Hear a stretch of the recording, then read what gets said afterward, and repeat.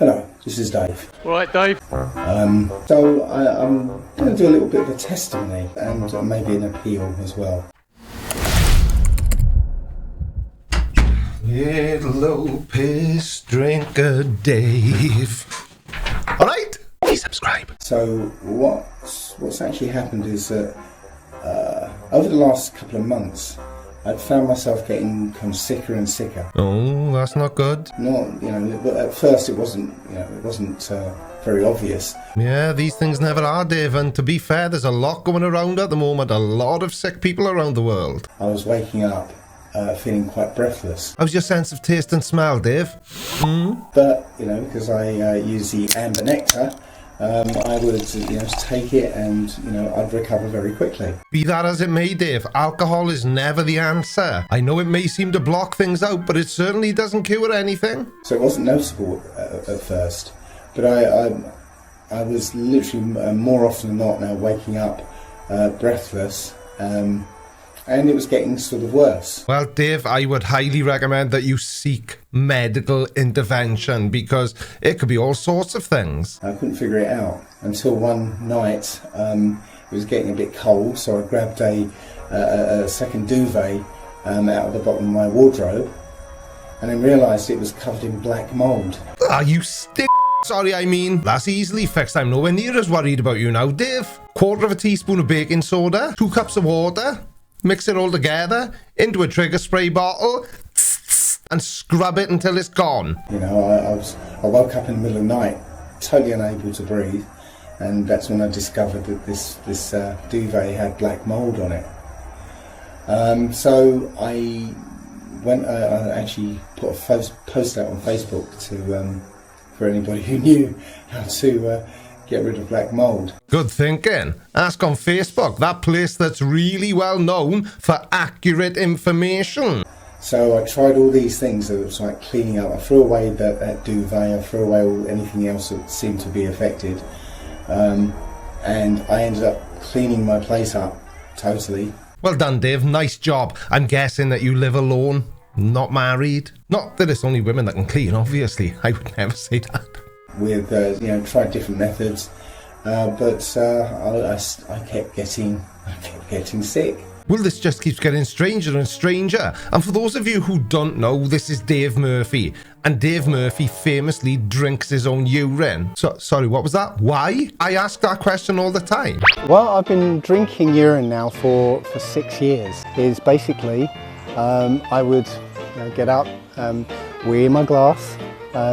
Drink most of it, leaving a little bit at the bottom, and I would wash myself with it. Now, obviously, drinking your own wee-wee is not advisable.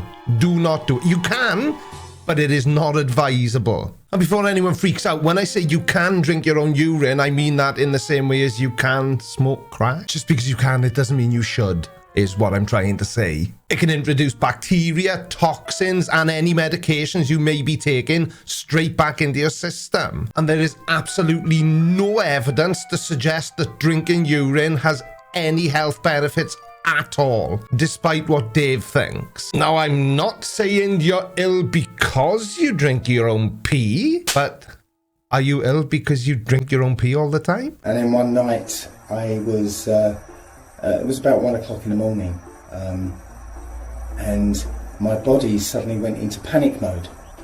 That is, I literally couldn't breathe. I was breathing really quickly and taking really shallow breaths, but I wasn't getting enough air into my lungs. And then you noticed that your duvet was over your head? No? And I tried various things. I tried breathing into a paper bag. Did you by any chance try calling a doctor? Or going to A&E? Because those are the sorts of things that people generally do. I bet you just went on Facebook, didn't you? And my heart started racing, my breath started increasing in speed, and I lost all energy, and I thought I was going to die. And did you? Oh, no, wait, sorry, hang on. It brought it home that my best friend for 40 years died in February, probably of vax. but he died suddenly of a heart attack. So even though your friend died of a heart attack, you still think he probably died of the other thing that I don't really like saying in my videos? Because I don't want to get demonetized. Idiot. And it brought it home to me that, you know, if my mate could just suddenly disappear like that, then why not me? Life is fragile, which is why it's so important for you to look after yourself. You know, eat healthily, don't drink too much, don't smoke too much. Well, don't smoke at all, but definitely don't drink your own piss. So the only thing I could do, because I couldn't even make a phone call, I mean, I couldn't speak, but I ended up praying. So I prayed to the Most High. Mark Sargent? What's the use in praying to him? Actually, what's the use in praying to anybody, but you get the idea. I know he's like the king of flat earth, but calling him the Most High is a little bit much. If it's, you know, if it's my time, then fair enough. But if it's not my time, I need a little bit of help here. And there's lots of help available, Dave, if only you choose to go and seek that help out. It's really simple. Quick story. About 15 years ago, when I was 15 years younger than I am now, I had a collapse. And Mrs. Blinder phoned the ambulance. They came. I was out of breath, just being sat on the floor in my living room. I was taken to hospital and the oxygen level in my blood had dropped dangerously low, and they basically said if we left it another 30 minutes, it would have been good night, Irene, no more creaky blinder. I went to hospital. I was put on a nebulizer and pure oxygen, and I recovered. Took a couple of weeks. I didn't really help myself in the long term because at that time I still smoked, and being the idiot I was, as soon as I was able to get out of my hospital bed, I went downstairs and had a cigarette. There's plenty of help available. And I don't mean the sort of help you find on Facebook or YouTube videos. I mean real help. Absolutely, immediately. It's incredible. Immediately, I had the overwhelming urge to go to wee. But I had no energy. I couldn't make it to the toilet, and you know, it's one thing dying, but to die and be discovered with wee stains around you, that's another thing altogether, and I couldn't do that. So what did you do, Dave? So I reached up and grabbed a glass and weed in the glass, and without thinking about it, I drank it. It's not acceptable to be found deceased with wee-wee all over you, but it's perfectly acceptable to be found deceased with pissy breath. And then I went to A&E. But when I got to the hospital, the doctor basically said, first thing he said was, have you had your COVID vaccine? I said, no. And he said, you've probably got COVID. I said, no, I haven't. It's black mold. I know it's black mold. Now, I'm not a doctor either, Dave, but the difference is I'm not trying to pretend to be. It may well not be, but how do you know? Have you done a test? How are you so confident that it's the black mold? Probably is, but are you sure? I wasn't feeling like this before, you know, the duvet incident, and you know, over the last few months and that. I know it's not COVID. It's this black mold. He said, well, you know, breathlessness is one of the symptoms of COVID. I said, I know that, but it's not COVID, it's black mold. Right now I'm feeling better because I'm not in that environment. You know, does that happen with COVID? No, it doesn't. He said, well, you know, you could be asymptomatic. I said, really? I mean, is that, how do you know that I'm not asymptomatic cancer then, or asymptomatic diabetes? Why am I specifically asymptomatic COVID? Because we're in the middle of a worldwide pandemic, you cock. So I was basically put on a nebulizer, which didn't help an awful, you know, as much as I thought it might do, because it wasn't actually asthma or something. Obviously, it's this black mold, But what I did do, I asked them, because their nebulizer mask is like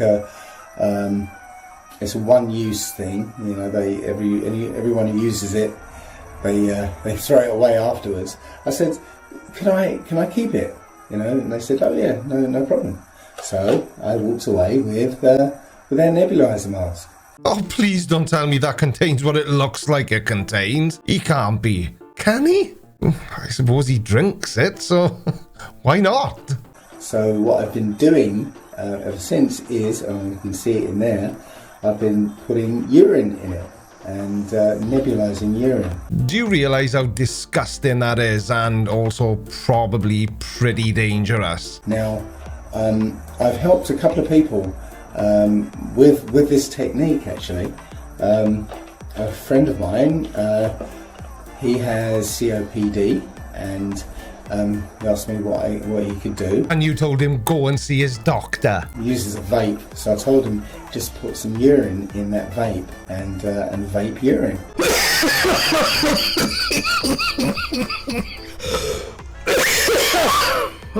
And he listened to you? Because if he did, that makes him as stupid as you. I know I mess around and I joke, but this really isn't funny. Dave, you're not a doctor. You need to be reported to somebody. I just don't know who. You're giving out bogus medical advice over your YouTube channel. How are you even still on YouTube? Will you not be happy until you cause the death of somebody else? Now, being a flat earther is, for the most part, fairly harmless as long as you keep it to yourself. Which you don't, incidentally. But giving out advice like this, Dave, is a slippery slope. There we are then.